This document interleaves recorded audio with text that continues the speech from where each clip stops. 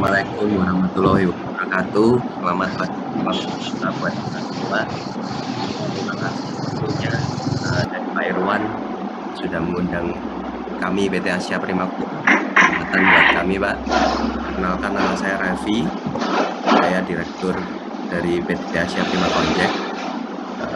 Mungkin tidak sampai sedetail Pak Profesor Edi Santosa tadi. Wah, presentasinya luar biasa, Pak. Jelas sekali tentang budaya orang sampai belakang. Mungkin saya lebih bicara dari orang ini dari mana saja, juga lokasinya, terus kendala yang dialami pabrik itu apa saja. Mungkin seperti itu, Pak Irwan. Saya lihat apa juga ada kawan saya ini, Pak Nur Rahman. Saya lihat ada di list tadi. Siap. Terima kasih Pak Raffi. Apa kabar, Pak? Baik Pak Raffi. Dulu tetangga, sekarang jauh, tapi tetap hati-hati Pak Nur Rahman ya.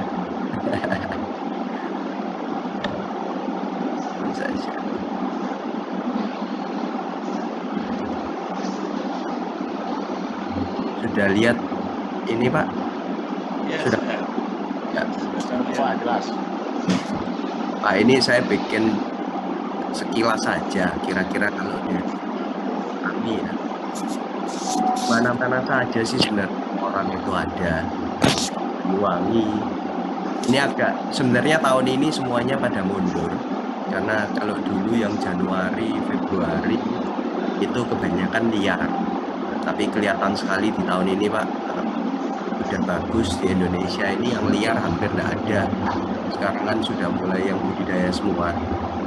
Jadi yang Banyuwangi, Jember, Probolinggo, Situbondo ini startnya di Maret ya. Jadi estimasi ini dari kita sendiri, Pak, estimasi dari apa yang kita pelajari. Kira-kira Banyuwangi 1.400 ton satu musim, Jember 7.000, Probolinggo 2.900, Situbondo 100 ton, kira-kira seperti ini. Lalu dari bulan Maret sampai Mei itu Mojokerto, dan ini datanya.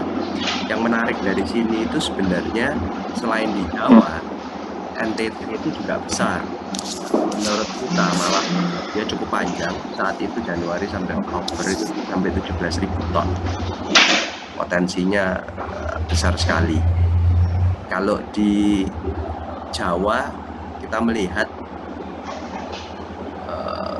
ya Madiun masih dominan. Itu juga karena pabrik. Kenapa pabrik kita juga di Madiun, kita mendekat ke bahan baku. Dan Banten, saya juga banyak dengar Pak Irwan dari Pak Nur Rahman juga kemarin sempat ngobrol-ngobrol, potensinya Banten ini semakin lama semakin berkembang, yang budidaya juga semakin banyak. Ya ini kira-kira yang dari kita, Pak. Banyak perubahan juga waktu juga banyak sekali kita diskusi tentang ini. Dan kalau dari Kementan itu datanya chips Indonesia 1 tahun bahkan 10.000 ton. Berarti kalau 10.000 ton, estimasi porang basahnya kira lebih 100.000. Kira. Lalu tujuan pemasaran, kalau tadi Pak Edi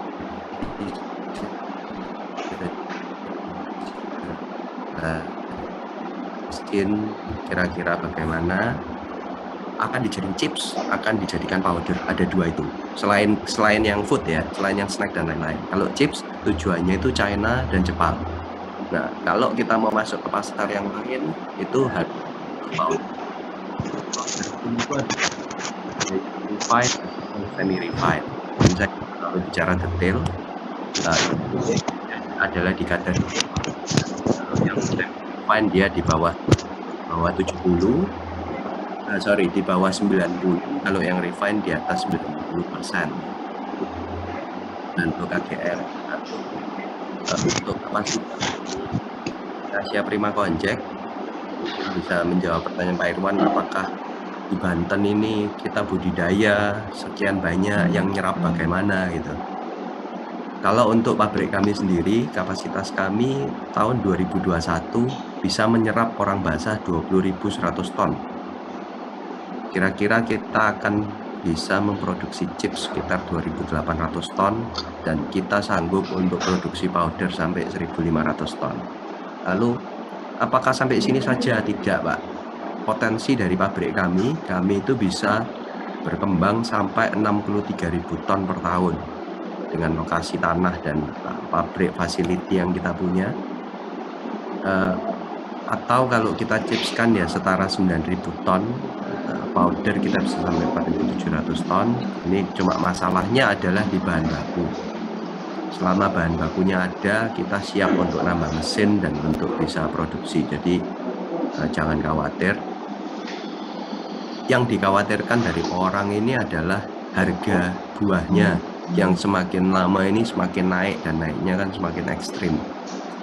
Kalau orang ini naik terus Pak harganya, ini akan berpengaruh terhadap istilah internasionalnya konjek powder Pak ya.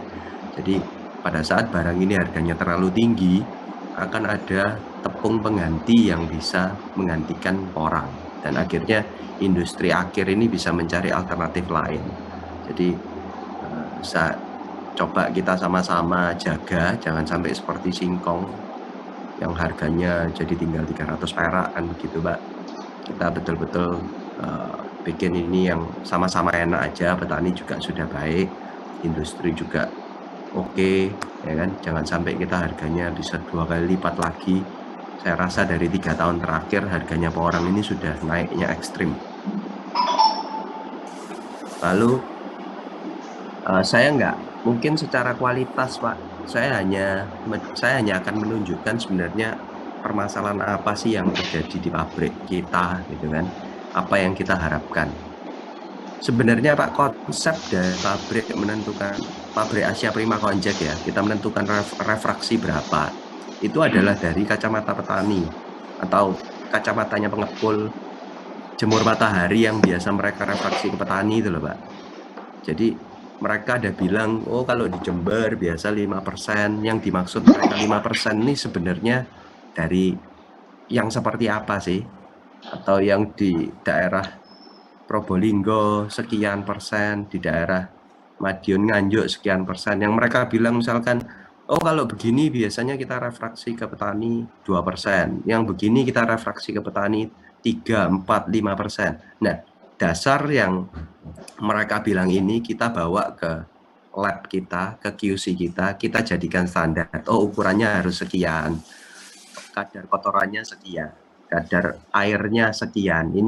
Ini kita jabarkan. Jadi dasar kita ya dari apa yang berlaku, dan itu kita jadikan standar. Jadi misalkan banyak Pak yang kita alami petani-petani baru itu atau pengepul biasanya ya, mereka kontak ke kita, Pak ini ada barang dari Jember, refraksinya mau berapa? Rasanya kan langsung tanya begitu. Ya semua tergantung kualitas barang, walaupun sama-sama dari Jember Pak. Kalau barangnya diteploi tanah gitu kan refraksinya pasti beda. Jadi nomor satu dulu, kita melihat kualitas dari barang ukuran.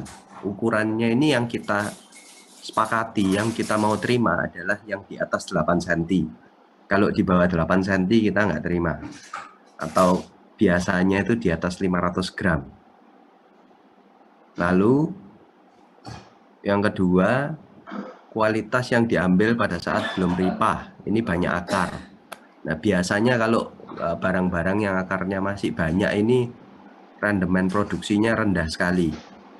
Lalu yang ketiga, barangnya kotor, kotoran tanah. Dan biasa kalau orang kirim ke pabrik PT APK, kita akan selalu tunjukkan sebenarnya barangnya mereka ini kotorannya berapa persen. Itu selalu kita jabarkan. Yang kita mau bagaimana?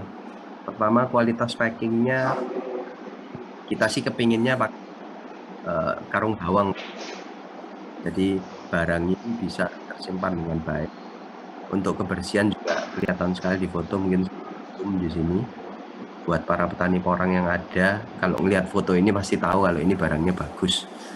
Cara size bagus, kebersihannya juga bagus, cara packingnya bagus.